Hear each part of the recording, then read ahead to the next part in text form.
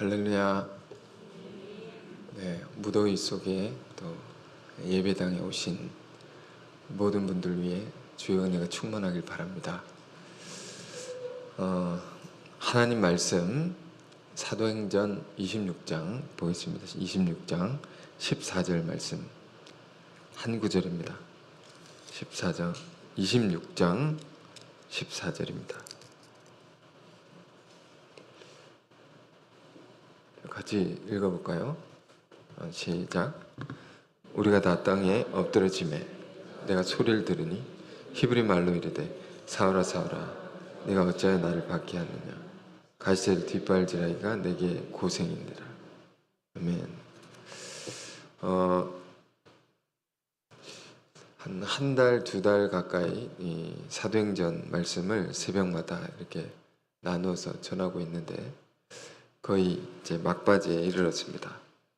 다음 주에 이제 강의가 끝날 것 같은데 사도행전을 이제 쭉 1장부터 말씀 보다 보니까 참 말씀이 귀하고 우리 삶에 던져주는 소중한 메시지가 가득하구나라는 것을 새삼 깨닫게 되었습니다. 한 100번 정도 더 말씀을 보고 싶고 묵상하고 싶고 그 정도로 저에게 있어서는 사도행전 말씀이 귀했던 것 같습니다. 여러분에게도 말씀이 이렇게 꿀송이처럼 또 소중하고 달게 느껴지기를 바랍니다.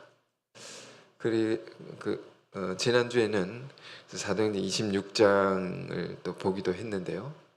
이 사도행전 26장에는 바울이 유대왕 아그리빠 앞에서 죄수의 신분으로 자기의 간증을 하는 내용이 기록이 되어 있습니다. 한 장에 걸쳐서.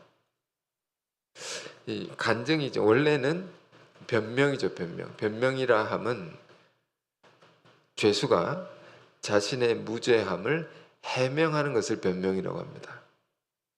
그러니까 이 변명의 기회를 빌어서 바울은 이 기회를 빌어서 자기 간증을 쏟아넣는 겁니다. 놀라운 이 장면인데요. 근데 이 간증, 이 변명, 간증을 듣는 자들이 누구인가? 유대 왕 아그리빠가 있고요. 대제사장도 있고 유대 종교 지도자들이 이렇게 있는 겁니다. 그리고 로마의 정치 지도자, 총독도 있고요. 그러니까 어마어마한 사람들이 있는데 왜 거기 있겠습니까? 바울이라는 사람이 혐의가 있단 말이에요. 이 사람이 논란이 있는 사람인데 이 사람이 죄가 있느냐 없느냐 이걸 밝혀내서 죄가 있으면 벌을 내리는 겁니다.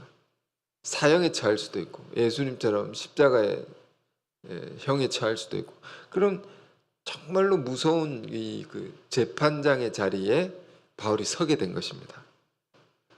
그러니까 자기의 무죄함을 변명을 해야 되는데 해명을 해야 되는데 바울은 뭘 합니까? 이 기회를 빌어서 이 무시무시한 자리에서 두려워 떨고 위축되는 게 아니라 간증을 하는 겁니다. 왜 그럴까요? 바울은 이 순간에서도 이 듣는 사람들에게 복음을 전하고 싶은 것입니다.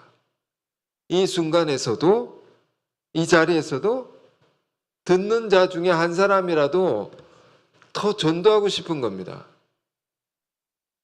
낮은 자나 높은 자나 관계없이.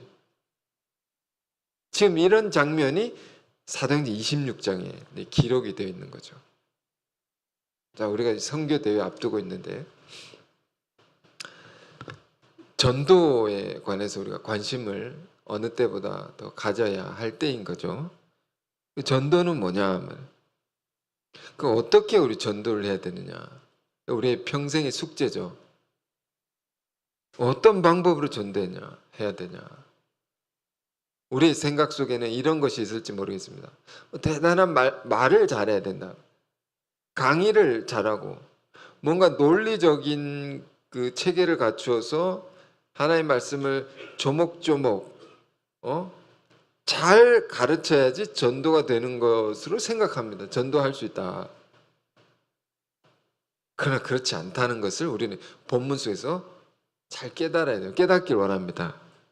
지금 바울은 이 유대 왕 앞에서 그 많은 지도자들, 권세자들 앞에서 마지막으로 말할 기회를 얻었습니다.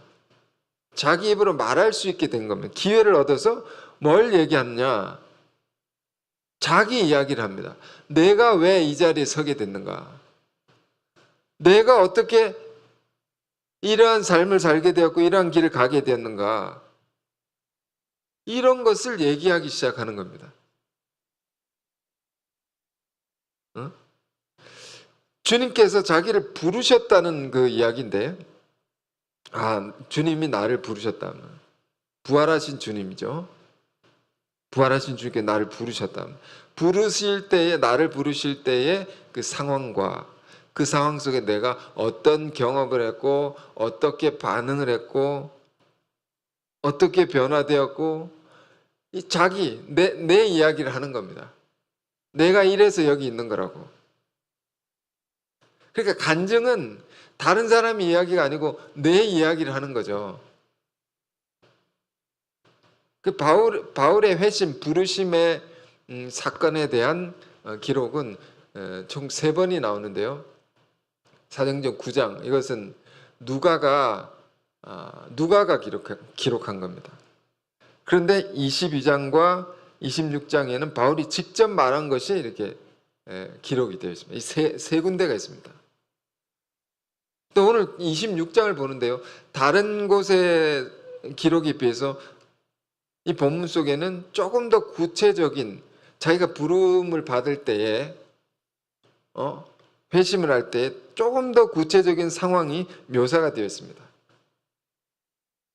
여러분 이 내용을 잘 아실 것입니다. 바울은 예수 믿는 자들을 정말 싫어했습니다.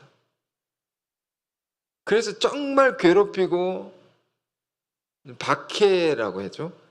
박해하려고 했습니다. 박해했습니다. 근데 그 박해하는 열정이라는 것이 얼마나 컸던지 대낮에 그 장렬하는 태양보다 더 뜨거운 그런 것을 가지고 박해를 했죠. 요즘도 보면 일주일 우리가 살다가 왔지만 얼마나 덥습니까? 이 무더운 날씨에 밖에 돌아다니지 않죠. 특별한 이유가 아니고서는 햇빛을 피해 우리가 있습니다. 그런데 이 바울이 정말로 보통 사람이 아닌 것이 그 무더운 날씨 속에 뜨거운 태양보다 더 뜨거운 게 있는 겁니다. 얼마나 지독한 인간인지. 그러니까 여러분 잘 아시죠? 다메섹까지 거리 약 100km 되는 거리를 서울에서 한 대전까지 될까요? 그 거리를 걸어서 갑니다. 예수 믿는 자들 붙잡아 오려고. 그 붙잡아 오려는 열정, 이건 뭡니까? 증오죠. 증오, 혐오 이런 겁니다. 이게 얼마나 큰 것이었는가 말이야. 그런데 그런 증오가 가득한 자를 품어내시고 녹여내셨던, 변화시키셨던 주님의 더 큰 사랑이 있었다는 겁니다.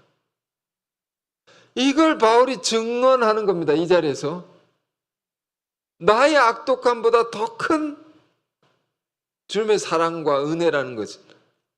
이걸 전하려고 자기가 얼마나 지독한 인간이었는가를 앞에 막 설명을 합니다. 그러니까 이런 것이 전도다는 겁니다. 나의 증오, 나의 연약함, 나의 못나고 부족한 그 악함보다도 더 큰 주님의 사랑, 이걸 얘기하는 겁니다. 이걸 우리가 뭐 대단한 성경의 진리를 전해야지 사람이 전도가 되는 게 아니다. 내가 이렇게 변화됐다고, 내가 before, after 있죠? 이전에 이런 사람이었는데 이렇게 변화된 게 왜 변화됐느냐? 그걸 얘기하면 됩니다. 이야기하면 되는 겁니다. 격식이 필요 없습니다. 우리 안에도 각자가 경험한 주님의 나를 부르신 은혜가 다 있을 것입니다. 없이 여기 계신 분은 없을 줄 압니다. 계시다면 오늘 그런 날이 되길 원하고요. 바울처럼 우리가 극적인 변화는 아니라도, 아닙니다. 사실은 극적인 변화였습니다. 우리가 다 극적으로 바뀐 겁니다. 나 같은 죄인이 그 죄로 심판받지 아니하고 멸망당하지 아니하고 그 길로 가도록 내버려 두지 아니하시고 스탑시킨 겁니다. 우리를. 그런 나를 부르셔서 변화시킨 이 역사, 이 변화가 이 자체가 극적인 거죠. 그러므로 우리 모두는 바울처럼 이렇게 말할 수 있는 겁니다. 증언할 수 있는 겁니다. 나 같은 자를 부르신 주의 은혜, 나 같은 죄인을 살려내신 주의 사랑을 다 말할 수 있다 말입니다. 이렇게 간증하면 되는 겁니다. 아시겠죠? 이런 걸 생각하고 이 본문을 좀 더 깊이 살펴보겠습니다. 이 사도행전 9장의 내용과 조금 다르게 독특한 내용이 기록되어 있습니다. 그게 오늘 본문인데요. 14절에 이렇게 됐죠. 우리가 다 땅에 엎드려지며, 우리라는 것은 바울이 혼자 이렇게 그 예수 믿는 자들을 잡으려고 다메섹까지 걸어간 것이 아니고 누군가를 일행을 데리고 간 겁니다. 그런데 다 땅에 엎드려졌단 말이에요. 큰 빛이 둘러비쳐서 공동의 체험인 것입니다. 그런데 내가 소리를 들으니 소리는 나만 들었다는 겁니다. 주님이 그들 가운데 나를 부르셨다는 겁니다. 뭐라고 했는 거예요? 히브리 말로 이르되 사울아 사울아 네가 어찌하여 나를 박해하느냐, 가시새를 뒷발질하게 내 고생이니라. 바울을 주님이 부르시는 그런 음성인데요. 이 앞부분에는 우리가 잘 이해합니다. 부르신 거니까. 왜 나를 박해하느냐? 예수 믿는 자를 박해하는 것은 예수를 박해하는 것이다.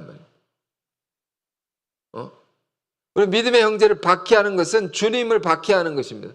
믿음의 형제들을 미워하는 것은 주님을 미워하는 것입니다. 왜 나를 박해하느냐? 나를 미워하느냐? 사울아 사울아. 이렇게 부르셨다는 거죠. 이건 이해가 됩니다. 사도행전 9장에도 나와 있고. 그런데 이 뒷부분이 특이한 기록인 겁니다.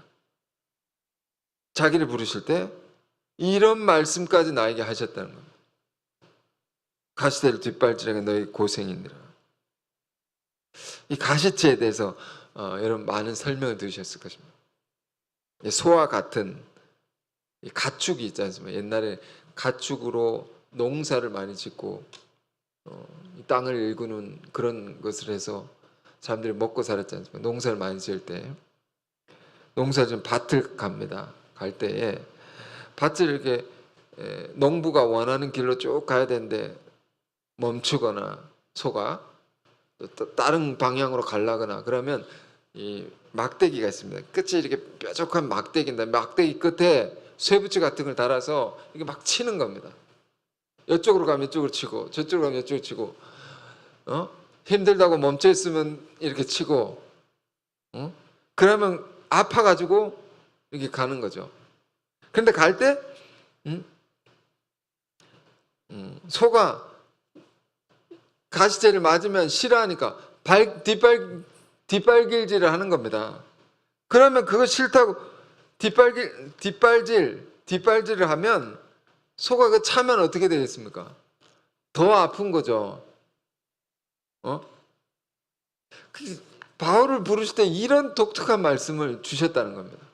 나를 부를 때 이렇게 주님이 나를 부르셨다. 왜 이런 말씀을 주시면서 바울을 부르셨을까? 우리가 이제 먼저 1차적으로 생각해 보면 지금 바울이 예수 믿는 자들을 너무도 지독하게 박해를 했으니까 박해가 뭡니까? 싫어서 막 차는 것과 같단 말이에요.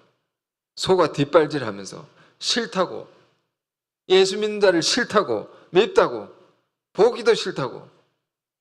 그래서 박해를 하는데 하면 할수록 바울의 속이 시원해지는 게 아니라 괴롭히는 자의 마음이 더 괴로워진다는 겁니다. 괴롭히면 더 괴로워지는 겁니다. 그러니까 그 괴로움을 면하려고 더 강하게 괴롭히고 100km나 되는 멀리 있는 도시가 다릅니다. 그까지 가서 박해를 하는 이 강한 뒷발질과 같습니다. 그것에 대해서 주님 말씀해요. 야, 너 계속 그러면 더 너만 괴로워질 거야. 하면 할수록 더 괴로워질 거야. 그렇습니다, 여러분. 믿는 자들을 박해하고 하나님의 역사에 대적하는 자들에 대해서 그들이 그렇게 하면 할수록 그들만 고통스러워지는 겁니다. 예수님이 이런 것에 대해서 직접 주신 말씀이 있는데요. 마태복음 21장 44절에 이런 말씀이 있습니다. 마태복음 21장 44절. 이 돌 위에 떨어진 자는 깨지겠고 이 돌이 사람 위에 떨어지면 그를 가루로 만들어 흩으리라 하시니. 이 돌은 굉장히 상징적인데 뭐 다니엘의 환상에도 나오는 이 돌이라는 것. 이 돌이라는 게 뭘까요? 그리스도를 상징하고 하나님의 역사를 가리키는 거고 믿는 자들을 가리키는 거고 이건 심판의 비유입니다. 돌 위에 떨어지는 자는 깨진단 말입니다. 그렇죠? 돌이 떨어지면 그 아래에 있는 누구든지 가루가 된단 말이에요. 우리말에 계란으로 바위치기라는 말과 같은 거죠. 무엇에 대한 말씀입니까? 하나님의 역사에 대해서 믿는 자들에 대해서 함부로 대적하고 박해하면 그 사람만 부서지고 깨어진다는 말이에요. 지금 바울을 부르시는 주님의 음성 속에 담긴 1차적인 뜻이 이런 겁니다. 너 아무리 나의 제자들을 박해해봐야 너만 다친다. 너만 망가진다. 여러분, 우리가 이 1차적인 교훈도 기억해야 됩니다. 우리가 하나님의 역사를 바꿀 수 없고 무너뜨릴 수가 없는 겁니다. 그 훼손할 수가 없는 겁니다. 자기만 훼손하려고 하면 자기만 망가지고 깨지는 겁니다. 사도행전 1장에 그런 교훈이 있었는데요. 베드로가 마가의 다락방에 모인 120명의 사람들 앞에서 설교를 합니다. 설교 내용 중에 유다의 배반에 관해서 설명합니다. 그 교훈과 같은 것입니다. 그는 예수님을 배반하고 예수 공동체를 무너뜨리려고 했지만 그렇게 어떻게 되었느냐? 그래서 그만 비참하게 죽게 되었다. 더 자세하게 얘기했습니다. 배가 터져 창자가 흘러나와 죽게 됐다고. 뭘 얘기합니까? 우리가 하나님의 역사에 대해서 두려움을 가져야 된다는 겁니다. 결코 대적하는 자리에 서서는 안 되고 믿는 자를 박해하는 자의 자리에 서서는 안 된다. 그럼 철저히 깨지고 망가지고 부서진다. 이런 것을 예수님이 바울을 부르실 때 먼저 가르치신 것이고요. 그런데 본문은 그보다 더 깊은 의미가 있는 것입니다. 이 바울이 정말 하고 싶은 이야기가 있는 겁니다. 가시를 뒷발질하게 내게 고생이니라. 이게 뭘까요? 바울이라는 사람, 원래 이름은 사울이었죠. 이스라엘의 첫 번째 왕, 큰 이름이었죠. 그런 자를 이 사울이라는 사람을 부르실 때 필요한 음성이었단 말입니다. 주님이 사울을 누구보다 잘 아시지 않겠습니까? 그가 어떤 인간인지. 사도행전 8장을 보면 스데반의 순교 이후에 사울이 예루살렘 교회를 믿는 자들을 잔멸하려 할세 이렇게 기록되어 있습니다. 잔멸이란 건 뭐냐면 씨를 완전히 말려가지고 완전히 다 없애버려야 되겠다. 죽여버려야 되겠다. 그런 의도를 갖고 사울이란 자가 예루살렘에 쳐들어가서 다 괴롭히고 그래서 다 흩어지게 됐지 않습니까? 예루살렘 교회가. 그런 증오심을 가진 자다.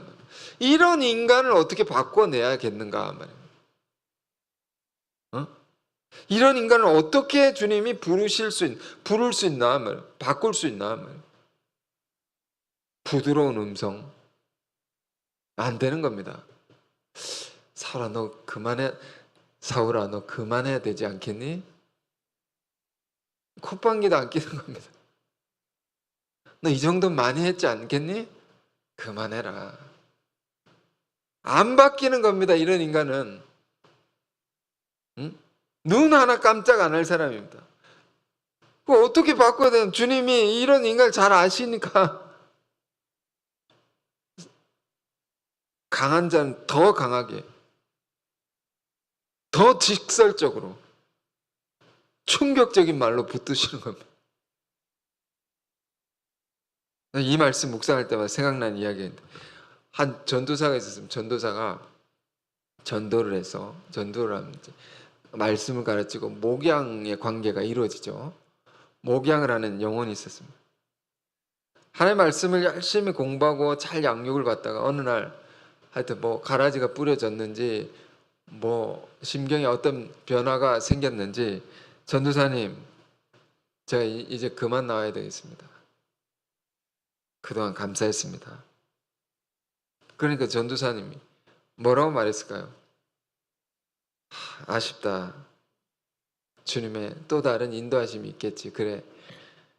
다른 곳에서 신앙생활을 잘해라. 라고 말한 게 아니고 이렇게 나이스하게 보내준 게 아니고 야, 너 나가봐. 다리 부러져. 나가봐. 사고 당할 거야. 이렇게 말했다는 거야. 너 큰일 나? 나가기만 해봐. 이렇게 말했다는 겁니다. 얼마나 당황하고 속상하고 막 답답하고 그랬겠습니까? 그 사람이? 왜 그랬을까요? 여러분도 그렇게 하라는 말은 아니지만 왜 그런 말을 했을까요? 그만큼 그를 사랑했고 그를 더 붙들려는 것 아니겠습니까? 더 붙들고자 하는 거죠. 지금 바울을 부르시는 주님의 음성도 바울이 이 음성을 들었을 때 참 기가 막혔을 것입니다. 사울아 사울아 누구십니까? 난 네가 박해한 예수다. 그러면서 너 계속 그러면 너 크게 다쳐. 너 저항하면 저항할수록 더 괴로울 거야. 넌 도망갈 수 없어. 내가 꽉 붙들었으니까 딴 생각하지 마. 이 음성을 들었을 때 바울이 어땠을까요? 그 당시 엄청 힘들었을 것 같습니다. 이건 이제 부르심의 그 장면에 관한 이야기인데 한순간에만 일어난 이야기가 아니라 이걸 가만히 보면요. 사울이 부름을 받고 난 이후에 부름을 받아서 변화되는 일정 기간에 대한 간증일 수 있습니다. 왜 나에게만 이렇게 하시나? 우리도 신앙을 하다 보면 예수 믿고 부름을 받았지만 내 뜻과 하나님의 뜻이 부딪힐 때가 있지 않습니까? 많이 있습니다. 그럼 자꾸 어려움이 생기고 자꾸 힘든 일만 생기는 것 같고 하나님 왜 나에게만 이런 일이 생기게 하십니까? 왜 나에게만 이런 고통을 주십니까? 이런 생각을 할 수 있는 거죠. 그런데 이런 과정을 바울도 이렇게 겪으면서 깊은 깨달음을 얻은 것입니다. 어떤 것일까요? 주님이 나를 이렇게 하지 않았으면 내가 다른 길로 갔겠구나. 강하게 나에게 역사하지 않았으면, 붙들지 않았으면, 무섭게 하지 않았었으면, 내가 다른 길로 가서 더 큰 죄를 짓고 멸망할 수 있었겠구나. 그러니까 이렇게 강하게라도 무섭게라도 나를 붙잡아 주신 것이 이게 주님의 큰 사랑이었다라는 것을 깨달은 거예요. 참 기쁜 세계지 않습니까? 이런 깨달음을 얻을 수 있는 것은 주님과 바울의 관계가 깊은 목양의 관계이기 때문입니다. 이런 관계가 있기 때문에. 요즘에 여러분 이런 생각 해봤습니다. 이런 목양의 관계를 여러분 이룰 수 있을까요? 이룰 수도 있습니다. 근데 이거는 전적인 신뢰와 사랑이 없으면 이렇게 하면 큰일 납니다. 신뢰와 사랑 관계 속에서 이렇게 할 수 있는 겁니다. 야, 너 그렇게 하면 다쳐. 함부로 하면 너 망한다. 상처받았다고 막 그러고. 뒤에서 왜 저러시나. 욕을 할 수도 있고. 그 심중에 깊은 걸 봐야 되죠. 정말 사랑해서 하는 말인 것을. 그러니까 이 믿음이 있어야 되는 겁니다. 저는 단체나 기관을 이끄시는 분들, 또 특히 여러 사람들 양육하고 교육하시는 분들이 이런 말씀을 깊이 묵상하시고 깨달으시면 좋겠습니다. 사람이 다 양같이 부드러운 사람만 있는 게 아닙니다. 강한 사람도 있고, 어떤 저항하는 이런 것이 큰 사람도 있고, 특히 공의롭지 못한 것에 대해서 막 이렇게 어떻게 그럴 수 있느냐. 공의롭지 못하다. 따지는 사람이 있을 수 있고, 그러면 우리가 예수 믿는 사람이 저 인간 좀 상태가 안 좋다. 저 사람 복음적이지 않다. 문제가 있는 거 아닌가. 이렇게만 바라보면 그런 사람은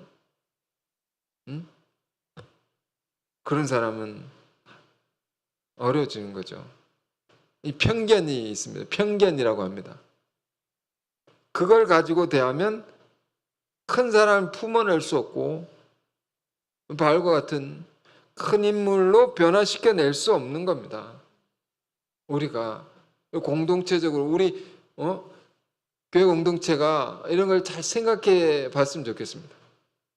다 획일적으로 사람이 양 같은 사람을 기르는 기준으로만 가르치고 인도를 하면 거기에 담기지 않는 영혼들도 있는 것이고 다른 종류의 인간도 있는 겁니다. 그래 거기에 맞추지 않는다. 담기지 않는다. 그럼 저 사람 안 담긴다고 손가락질하고. 물론 이것이 쉽지 않습니다. 바울과 같은 지독한 인간을 품어낸다는 게 얼마나 어렵겠습니까? 뭐가 말을 하면 지적하고 따지고 아니지 않느냐 저항하고 이런 사람 품는 게 얼마나 어렵습니까? 그러나 이런 사람 품어낼 때 놀라운 역사가 일어나는 겁니다. 그래 우리 교회 공동체가 많은 영혼을 품을 수 있는 큰 그릇이 되자면 우리 각자가 다 사울과 같은 이런 사람도 품어낼 수 있는 이 넓은 품을 가져야 됩니다. 그렇지 저럴 수 있는 거지. 저럴 수 있다. 이해하려고 하고 저가 왜 저렇게 말할 수밖에 없는가 생각해 보려고 하고 손가락질부터 먼저 하지 말고, 편견 가지고 그를 판단하는 것부터 하지 말고, 이유가 있다 말입니다. 바울도 이전에 어떤 사람이었습니까? 여러분 잘 아시다시피 율법에 충실한 사람이었습니다. 율법에 충실하다는 것은 굉장히 원리 원칙에 철저한 사람이라는 겁니다. 그런 게 공의에 대한 정확한 것이 있는 것입니다. 바울이 왜 예수 믿는 자들을 그렇게 증오하고 박해했는가?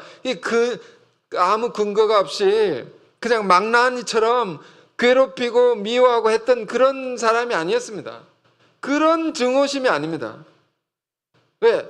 이 사람은 주님께 부름을 받기 전에도 매우 정확한 사람이었고, 엄밀한 사람이었고, 논리적이고 합리적인 사람이었습니다. 율법적인 가치관에 있어서 그가 가진 율법적인 가치관이 있으면 법적인 것이 정확한 사람이었으니까.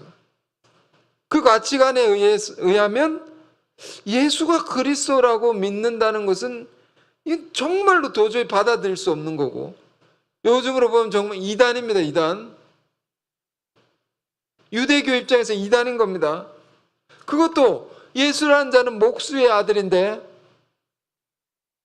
나무에 달려 죽었단 말이에요. 율법에 나무에 달려 죽은 자는 저주받은 자라고 했는데, 나무에 달려 죽은 저주받은 자가 어떻게 메시아라고 할 수 있느냐? 도저히 납득이 안 되는 겁니다. 또 납득이 안 되는 한 가지가 있었습니다. 하나님이 선택한 백성이 아닌 사람들이 구원을 받는다는 겁니다. 저 예수 믿는 사람들은. 거룩하지 못한 더러운 자들이, 이방인들이 어떻게 구원을 받아서 하나님의 은혜와 복을 받을 수 있느냐? 우리처럼 거룩한 삶을 살아야 되고 율법을 철저히 지키는 사람이라도 받기 어려운 그런 건데, 저들이 왜 받냐 말입니다. 법적으로, 논리적으로 못 받아들이겠다는 거예요. 공의롭지도 않고, 공의롭지도 않은 겁니다, 이게. 그래서 강하게 저항한 겁니다. 분명히 잘못된 거다, 이거는. 철저히 그래서 잔멸해야 된단 말이에요. 씨를 말려야 된다. 여러분, 이런 사람을 주님께서 그래 문제 있는 놈, 나쁜 놈이다라고 했어 보십시오. 품어내지 못했다면 기독교 역사는 아주 오랜 기간 힘을 발휘하지 못했을 것입니다. 이처럼 세상에는 또 믿는 자들 안에는, 우리 안에도 그렇습니다. 다양한 사람들이 있는 겁니다. 획일적인 사고의 틀로 그를 바라보고 판단해서는 안 되는 겁니다. 다양한 어프로치, 접근이 필요한 거죠. 다른 예수님께서 바울을 부르는 방법이 달랐습니다. 그는 이렇게 불렀단 말이에요. 이거는 바울은 지파 중에서도, 이스라엘 12지파 중에서도 베냐민 지파였습니다. 가장 싸움을 잘하는 사람입니다. 다른 지파랑 다른 겁니다. 굉장히 끈질기고 집요한 사람입니다. 이 사람은. 잘못된 것이 있으면 집요하게 파고들어서 그걸 바꿔놓고야 해야지 직성이 풀리는 그런 성격의 사람을 어떻게 부르고 바꿔낼 수 있느냐 말이에요. 우리 안에 이런 사람이 왔다 하면 어떻게 품어낼 수 있겠습니까? 야, 너 아직 멀었어. 이렇게 할 겁니까? 어떻게 바꿔낼 수 있겠습니까? 이런 세계가 있구나. 이런 사람은 우리가 어떻게 받아들이고 대해야 할지 말씀 속에서 우리가 깊이 생각해 봐야 되는 겁니다. 지금 전도의 이야기를 하고 있는 거죠. 이런 사람이 이렇게 전도하는 거예요. 요나 이야기도 마찬가지입니다. 요나도 어떤 면에서 하나님의 뜻에 강하게 저항하는 사람이었어요. 자꾸 반대하고 지적하고 이런 사람들이 성경에 보면 다 바뀌어져서 놀라운 역사의 하나님의 도구가 된 거죠. 하나님 뜻 내가 따를 수 없다는 겁니다. 요나도. 하나님 니느웨로 가서 네가 내 말을 전해라. 싫어요. 싫습니다. 저는 다시스로 갑니다. 기어코 뱃삭을 내고 선가를 내고 다시스로 가는 배를 탑니다. 이런 요나를 하나님은 어떻게 다루시는가, 어떻게 바꾸시는가. 그가 탄 배를 그냥 다 깨부십니다. 뒤집어 엎으십니다. 그가 있는 곳을 큰 환란을 경험하게 합니다. 그런데 죽이지 않습니다.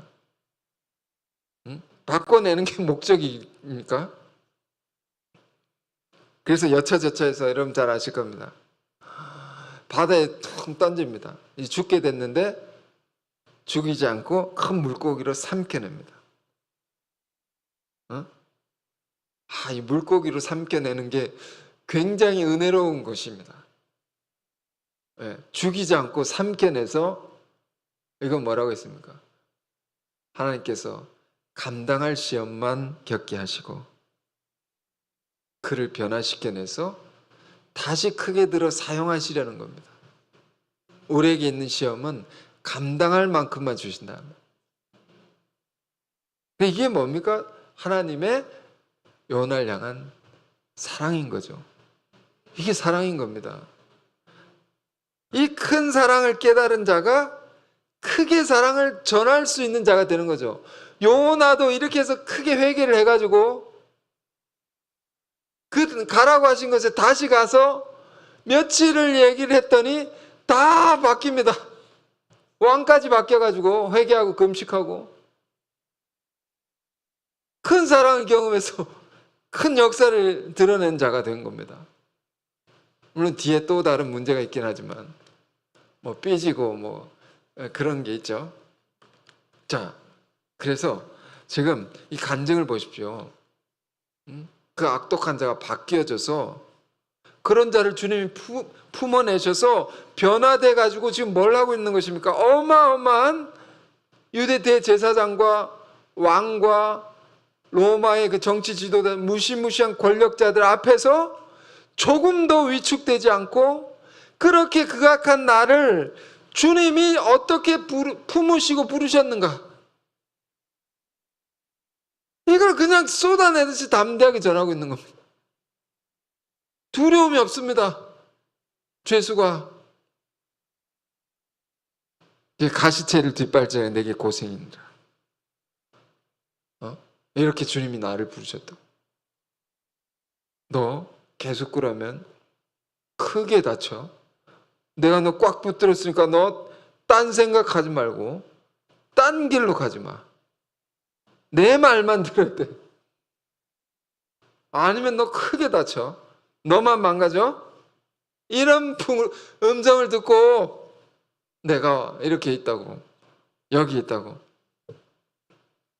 그 음성이 들었을 때 그 반응이 어땠는가? 간증 내용을 쭉 읽어보면 굉장히 은혜롭습니다. 19절에 이렇게 말합니다. 바울이 아그리빠 왕이여, 그러므로 하늘에서 보이신 것을 내가 거스르지 아니하고, 이게 내가 주의 음성을 듣고 그분의 뜻을 알고 거스르지 않았다. 순종했다는 겁니다. 여러분, 이것이 바울의 위대함입니다. 이게 훌륭한 겁니다. 여러분, 하나님께서 우리를 이렇게 강력하게 붙드시면 어떻게 하겠습니까? 이 사명을 쫓아 살려고 하는데 그 싫은 겁니다. 내가 도망가고 싶고 피하고 싶고, 그런데 피하다가 무슨 사고가 터집니다. 이리 가면 이런 일이 터지고 저리 가면 저런 일이 터지고 뭘 해도 괴롭고, 이렇게 우리를 붙드실 수 있는 겁니다. 그럼 어떻게 하시겠습니까? 바울은 사실 부름을 받고도 굉장히 내면에 깊은 갈등이 있었던 것이 분명합니다. 왜 갈등이 있었을까요? 앞서 말씀드렸지만 하나님께서 바울을 부르신 뜻이 뭘까요? 이 바울을 바꿔서 뭘 하려고 하는 거죠. 사명이 있는 겁니다. 이 악독한 자를 바꿔내서 뭘 하려고 하는가? 바울이 제일 받아들이기 싫어했던 두 가지를 시키려고 하는 겁니다. 첫 번째 뭡니까? 나무에 달려 죽임 당한 자가 메시아다라는 것을 전하게 하는 겁니다. 자기가 제일 싫었던 거를. 또 주님의 구원이 선민이 아닌 이방인에게도 미치게 하는, 그래서 놀라는 하나님의 자비가 열방 가운데 드러나게 하는 것, 이방인에게도 복음을 전하는 것, 이거를 시키려고 하나님께서 나를 부르신다는 걸 자기가 알면서 너무 괴로웠던 겁니다. 그러나 결국에는 바울의 위담은 뭡니까? 그 뜻에 복종했다. 이 갈등을 거쳐서, 괴로움을 거쳐서, 그러나 거스르지 아니하고, 이 말 속에 그런 깊은 변화의 과정이 담겨 있습니다. 거스르지 아니했구나. 우리도 내 뜻과 부딪히는 것을, 정말 내가 싫어하는 것을 하나님이 하라고 하실 때가 있습니다. 정말 많습니다. 우리는 그때 갈등하기도 하고, 때론 그것을 외면하기도 하고. 그런데 바울은 이게 훌륭한 거죠. 거스르지 않냐고. 어떻게 해서 했다는 겁니다. 내 뜻을, 주님의 뜻에 이렇게 복종을 시켰다는 거예요. 그래서 그가 하나님의 도구로 쓰임을 받았는데 어떻게 쓰여졌느냐? 최고의 전도자로, 최고의 복음의 전파자로 사용하시게 됐다는 거예요. 결론은 뭡니까? 바울이 이 간증의 메시지가 뭡니까? 너무 괴로웠지만, 너무 싫었지만, 결국 내가 주님의 뜻에 순종하는 길로 갈 수 있도록 주님께서 나를 강하게 붙들어 주신 것은 주님의 말할 수 없는 사랑이었습니다 라고. 내가 그것을 깨달았습니다. 왕이시여, 총독이시여, 이게 나를 붙드신 사랑이었어. 주님의 큰 사랑이었다고. 나를 붙들었단 말입니다. 주님이 내가 할 수 없는 거를 붙들어서 내가 이렇게 살 수 있게 돼서 여러분 앞에 간증을 하고 있는 것입니다. 우리 신앙은 붙들려야 됩니다. 강하게 붙들려야 됩니다. 빌립보 3장 12절에 바울은 빌립보 교우들에게도 이런 간증을 했습니다. 내가 이미 얻었다함도 아니오 온전히 이루었다함도 아니라 오직 내가 그리스도 예수께 잡힌 바 된 것을 잡으러 달려가노라. 바울에게는 뭐가 있습니까? 내가 주님의 뜻을 따르려고 막 힘썼지만, 주님을 내가 붙잡으려고, 그 세계를 알려고 막 붙잡으려고 했지만 그것보다 더 큰 손길이 있었다는 겁니다. 주님이 나를 붙드신 거, 나를 부르신 사건, 나를 사용하시고 인도하신 모든 것은 주님의 강력한 붙드심이 있었기 때문이다. 이거 주님께서 말씀하신 겁니다. 네가 너의 의지를 가지고 멀리 가면 갈수록 나는 너를 더 강하게 붙들겠노라 말이에요. 이게 사랑이었구나. 이 고백이 오늘 말씀의 제목입니다. 가시제를 뒷발질하게 너에게 고생이니라. 이 사랑을 깨닫고 목숨까지 내어놓고 헌신을 했던 것이 바울의 삶이었습니다. 자, 우리에게 임한 이 바울과 같은 큰 은혜가 있을 것이고 사랑이 있을 것입니다. 그것을 여러분 다시 한번 생각해 보시고, 여러분이 만날 수 있는 모든 사람들에게 담대히 그것을 증언할 수 있는 우리가 되길 바랍니다. 기도하겠습니다.